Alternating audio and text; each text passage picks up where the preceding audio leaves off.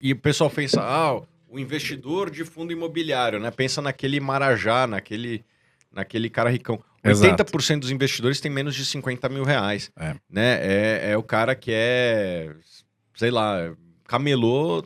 A gente tem cotista que é frentista, entendeu? Tipo, tem todas as profissões hoje em dia. Desmistifica isso, né, Tiagão? Só pra gente Uhum. mudar do assunto aqui polêmico. Desmistifica isso, porque, cara, todo mundo fala nesse negócio de investidor, né? E quem tá assistindo o nosso podcast já fala, esse negócio daí é da elite, isso aí é só pra rico. Não, nada disso. Nada disso. A partir de quanto alguém pode... Pô, sobrou um dinheirinho ali... 100 reais. Ele pode colocar 100 reais em alguma coisa e Obviamente. já é dinheiro que vai render muito mais que a poupança.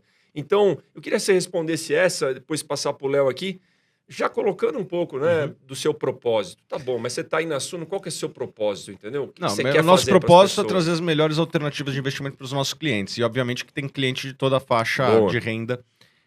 E a gente tem um fundo, né, listado na Bolsa, o SNCI 11. E eu estava monitorando a base acionária deles. Que né? você agora tá entre os 10% maior, né? Exato, exatamente. E O assim, que é? Que é o fundo que tá 55... Não, ele tá entre os 10% maiores acionistas. Eu o fundo é da Suno. E eu tô entre os 10%. E ele tá... Pô, que é uma demonstração de que, de skin the game. eu tô botando o meu dinheiro. Eu não assim. tô vendendo, falar, ó, compra aí, mas eu não tenho Se real. eu perder, eu vou perder mais do que 90% dos cotistas. Se eu ganhar, eu vou ganhar mais do que 90% dos cotistas. Tá Sim, claro. é isso. Né? Por quê? Porque eu tenho mais cotas do fundo que a gente faz gestão lá na Suno Asset. Bom, mas 55% dos nossos cotistas têm até 12 cotas. Né? 12 cotas a 100 reais dá R$ 1.200. Então, 55% dos nossos cotistas têm menos de R$ 1.000 no nosso fundo. E isso meio que se repete, é um padrão da indústria. Né? Óbvio que o cara não tem só o nosso fundo, né? Ele tem vários outros fundos na carteira dele. Mas isso demonstra que se popularizou o investimento em fundo imobiliário, em ações. Ele é acessível, respondendo a sua pergunta, a qualquer brasileiro aí. O cara que tiver R$ 100 sobrando, né, ele já pode abrir uma conta numa corretora e fazer investimentos. Eu não acho que esses R$ 100 vão mudar a vida dele, mas o hábito de poupar 100, 200, 300 reais por mês, isso aí muda ou pode mudar a história de uma família. Mesmo porque fica para a próxima geração também uma parte. Então, se a próxima geração souber administrar, né, com certeza muda a história daquela família. E hoje nunca foi tão acessível, né? Existem várias plataformas digitais, né, home brokers da vida, que com 2, 3 cliques, assim, o cara consegue abrir uma conta. Lógico que eu estou simplificando, não são só 2, 3 cliques, são talvez um pouco mais, 10, 15 cliques, mas o cara consegue, com pouco esforço, abrir uma conta e com pouco dinheiro começar a investir. Né? E assim, só falando de fundos imobiliários, né? Poxa, quanto custa uma laje na Faria Lima? Talvez uns 20, 30 milhões de reais, são pouquíssimos brasileiros que poderiam comprar uma laje na Faria Lima. E mesmo aquele cara que tem 20, 30 milhões, ele não deveria comprar porque ele deveria diversificar, né? Não vai botar tudo num... Todos os ovos numa cesta só. Que ou vai estar alugado ou não vai estar alugado, né? E com R$ 100 você já consegue comprar fundos imobiliários que têm as melhores lajes da Faria Lima. Então, eu acho que o veículo de fundos imobiliários é o veículo mais democrático para você aplicar no setor imobiliário, que é onde muitos brasileiros investem, né? Tipo, a gente tem essa cultura de português, né? De comprar imóveis, né? Então, acho que o sonho de vários brasileiros é, poxa, vou comprar uma, 2, 3 casinhas ali e viver de aposentadoria do aluguel desses negócios. É muito mais inteligente investir em fundos imobiliários, mas quem quiser aprender de fundos imobiliários, tem muito material no Google por aí. E também na Suno, né? E daí, olha só, a gente fica nessa conversa aí de mercado financeiro, né? De trazer investimento para as pessoas. Ó, anota essa aí da corte, hein? E aí é o seguinte, parece um papo elitista, entendeu? Eu vou fazer gente rica mais rica. Uhum. Mas na verdade não é isso. Aí você tava falando assim que estudo sobre o mercado de capitais, tem várias. Porque você fala, ó, o cara que chega desavisado, ele fala, isso é um papo de, né, o cara precisa ter capital, quer fazer milionário em bilionário. Não é verdade. Qual que é o papel? Porque o Felipe Neto uma vez falou assim, se eu tivesse muito dinheiro para investir, eu jamais investiria no mercado financeiro porque eu gosto de colocar no setor produtivo. Isso é um absurdo, porque ele não faz a menor ideia do que ele tá falando. Depois ele se corrigiu, acho que ele... Com a pressão das redes sociais, exatamente, porque ele viu que todo mundo começou a descer a lei.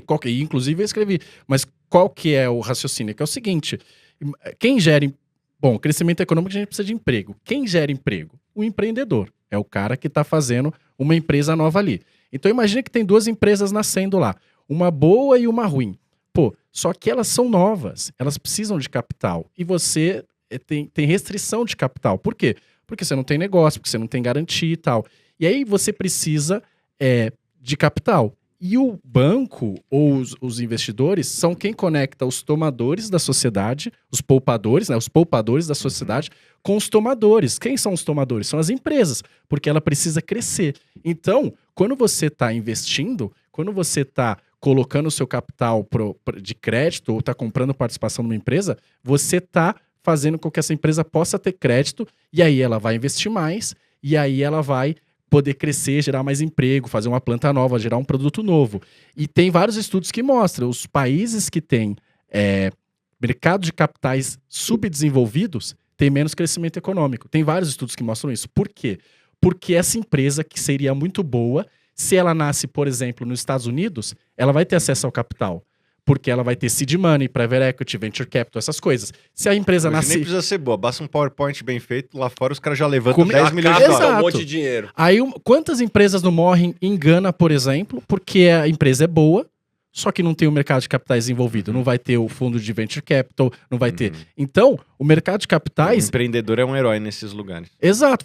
Várias empresas morrem ao longo do caminho E que daí poderia que gerar acontece? emprego. E daí, vamos lá, quando não tem mercado de capitais, o que o empreendedor de Gana vai tentar fazer? Ir para outro país. Ou se encostar no governo. Que é quem Exato. tem grana. O rent seeking. Aí por isso que o cara que às vezes quer virar concurseiro... Peraí. Ele vai lá no Rent BNDES, seeking, Rent seeking, o cara... O que é isso? O cara vai tentar ficar extraindo as rendas ali do governo, do que é Tá mais bom. fácil ali pra os ele. BNDES da vida. Exato. Então, Aliás, o BNDES foi o maior concorrente do mercado de capitais durante anos. sim, outra já teve rent seeking, crowding out, né? Você pega e tira o investimento da iniciativa privada, por quê? Porque você tem um banco grande que está colocando capital toda hora, então você não vai fomentar o mercado de crédito da iniciativa privada. Mas é isso. Então, o Felipe Neto lá falou, ele não sabe disso. Você, no fundo, o mercado de capitais está conectando os poupadores com os tomadores. E se você tem um mercado de capitais envolvido, você vai fazer com que o crédito chegue na mão das pessoas. Por isso que um dos motivos que o Brasil cresceu muito na época do Lula foi da política dos 3 Cs. Commodity, crédito e consumo. Uma deles é o crédito. Por quê? Porque ele conseguiu levar crédito para as empresas. Então, quando a gente está dando crédito, e mercado de capitais é uma forma de crédito, pode ser dívida, né? Assaltou o Brasil, né? Fodeu com o Brasil, mas deu crédito a rodo para os supercampeões, né? É bom a gente pontuar também. vai. Exato. Exato. Não, só para você não ser mal interpretado. Daqui a pouco vão falar, tá defendendo o Lula e tal, não sei o que. Vamos colocar, Ladrão exato. mentiroso assaltou o Brasil, só para deixar claro. Exato. Exato. A equipe econômica, então, dele teve essa política de crédito, justamente isso. Então, quem cria emprego é empreendedor. E aquele negócio, aquela frase, no banks, no business. E no business, no jobs. Se não tem banco, não vai ter os negócios. E se não vai ter os negócios, não vai ter emprego. É simples assim. Então, o Felipe Neto falou besteira ali, ele não sabe o papel do mercado. Então, não tem nada de elitista, tá? No fundo, as pessoas estão ganhando ali, tá? Mas elas estão alocando o capital dela de uma estrutura rentista para uma estrutura produtiva. Ô, Léo, só para resumir, ninguém quer o povo encostado no governo Exato. e levando as empresas para fora. Exato. Ponto.